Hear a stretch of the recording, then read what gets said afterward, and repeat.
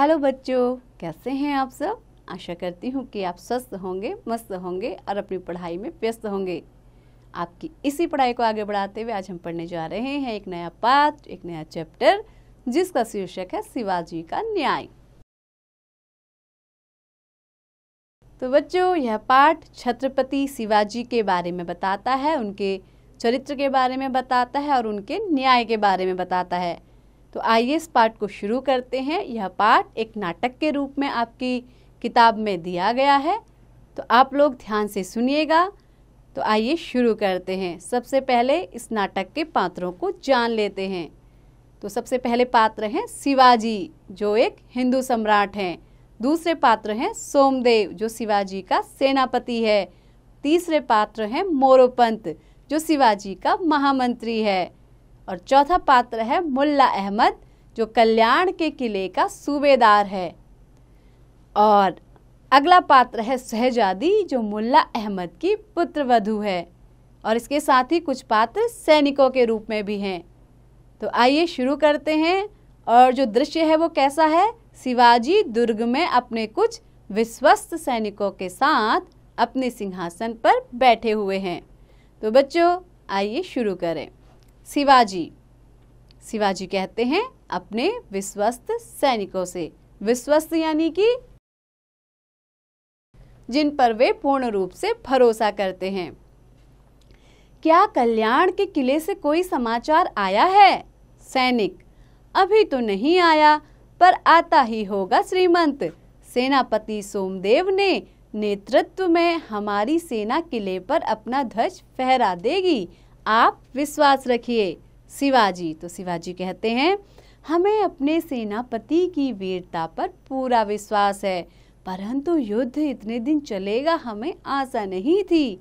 इस किले को जीतने के लिए हमारे कितने ही सैनिकों को अपनी जान से हाथ धोना पड़ा है। महामंत्री मोरोपंत का प्रवेश। मोरोपंत कहते हैं छत्रपति शिवाजी की जय। तो शिवाजी कहते हैं कहिए सेनापति जी, युद्ध क्षेत्र से कोई समाचार आया? मोरोपंत कहते हैं श्रीमंत, हमारी सेना विजयी हुई। शिवाजी: तो क्या कल्याण के किले पर हमारा अधिकार हो गया? मोरोपंत: जी श्रीमान, कल्याण का किला अब हमारे अधिकार में है। शिवाजी क्या कहते हैं, लेकिन सेनापति सोमदेव अभी तक क्यों नहीं आए? कहीं युद्ध में? मोरोपंत कहते हैं बीच में शिवाजी की बात को काटते हुए, नहीं महाराज, वे आते ही होंगे। उन्होंने ही अपनी जीत का संदेश भिजवाया है। तभी सेनापति सोमदेव का प्रवेश होता है।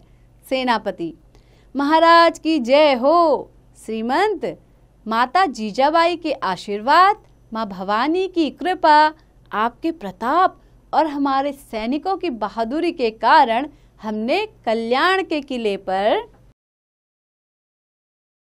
अधिकार कर लिया है। शिवाजी कहते हैं हम जानते थे, हमें अपने सैनिकों और आपकी वीरता पर तनिक भी संदेह नहीं था।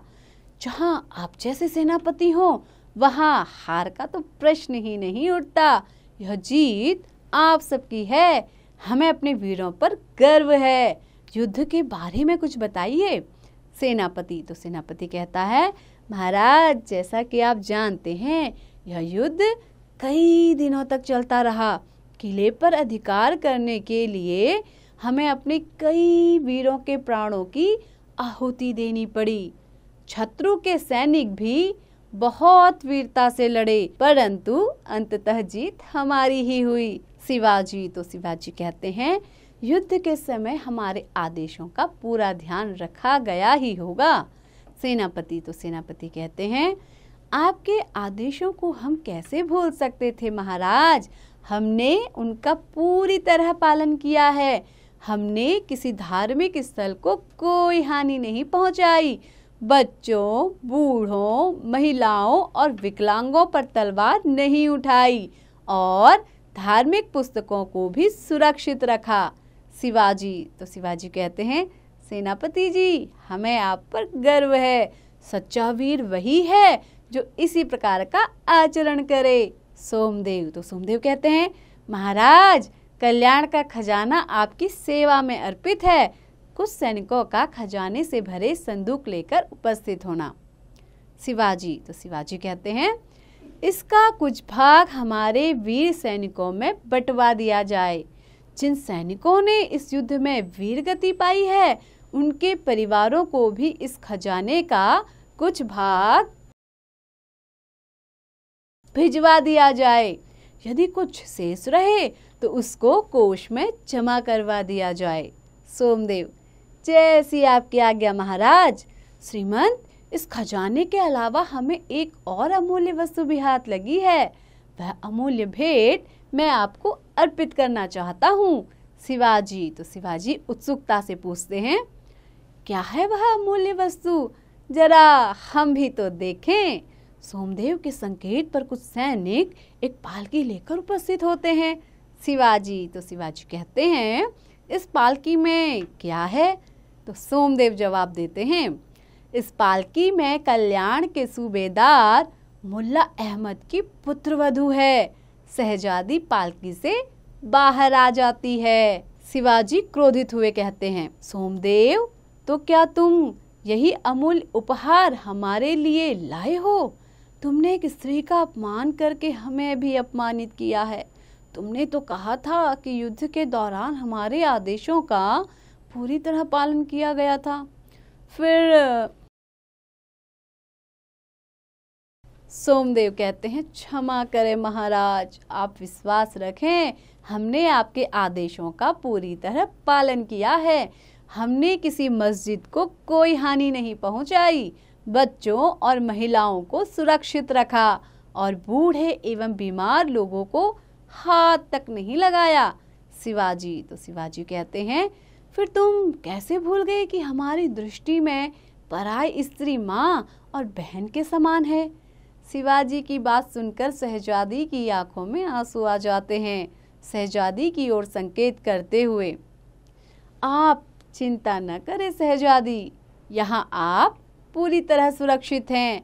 मैं अपने सेनापति द्वारा आपको यहाँ लाए जाने के लिए क्षमा याचना करता हूँ। आप सूबेदार साहब की पुत्रवधू हैं, तो हमारी भी पुत्रवधू के समान है। आपसे प्रार्थना है कि हमारे सेनापति को क्षमा कर दीजिए। शहजादी, तो शहजादी कहती है, श्रीमंत, मैं उम्र में आपसे बहुत छोटी हूँ। आपका मुझसे इस प्रकार क्षमा मांगना ठीक नहीं। मैं नहीं जानती थी कि आप इतने महान हैं। मैंने नहीं सोचा था कि यहाँ मेरे साथ ऐसा सलूक किया जाएगा। आप धन्य हैं, आप महान हैं। सोमदेव, तो सोमदेव कहते हैं, शहजादी, मुझे क्षमा कर दीजिए, मुझसे बहुत बड़ा अपराध हो गया। सोमदेव की बात सुनकर शहजादी की आंखों से आंसू बहने लगते हैं। शिवाजी, तो शिवाजी कहते हैं, सेनापति जी, तुम्हें केवल क्षमा मांगने से ही माफ नहीं किया जा सकता।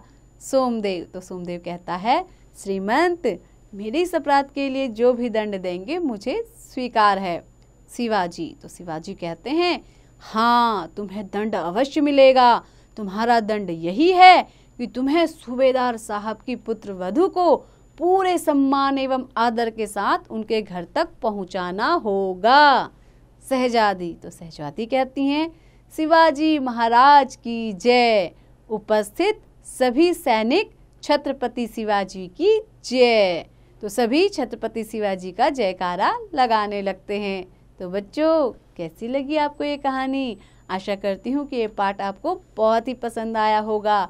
साथ ही आपने इससे क्या शिक्षा ली कि हमें नारियों का हमेशा सम्मान करना चाहिए। तो बच्चों, ऐसे ही पढ़ते रहिए, आगे बढ़ते रहिए और हाँ, इसका अभ्यास भी जरूर कीजिए।